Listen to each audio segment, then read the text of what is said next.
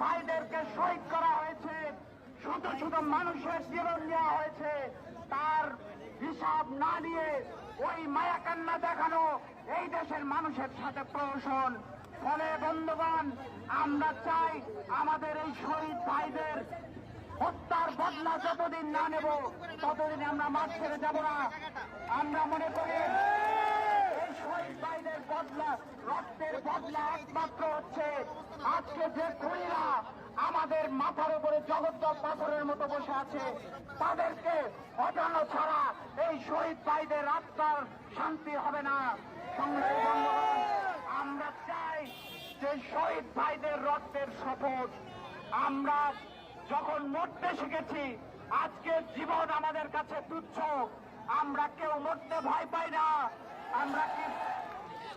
আমরা ওই শহীদ আবু সাইদের মতো, আমরা ওই মুগ্ধ ভাইদের মতো আমরা আজকে শপথ নিয়ে এসেছি, রক্ত দিয়ে আমাদের দাবি।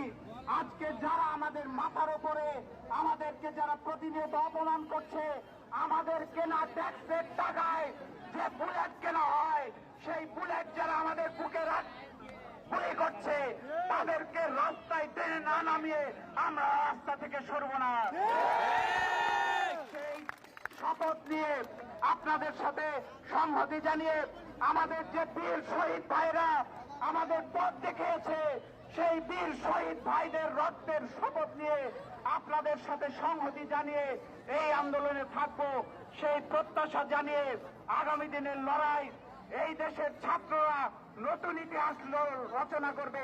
আর একটা কথা বলতে চাই বন্ধুগণ, শুধু ছাত্ররা না, এই যে শত শত যারা শহীদ হয়েছে ছাত্র জনতা আপনারা দেখেছেন, সেই ছাত্র জনতার মধ্যে রিক্সাওয়ালা আছে, ভ্যানওয়ালা আছে, দোকান কর্মচারী আছে।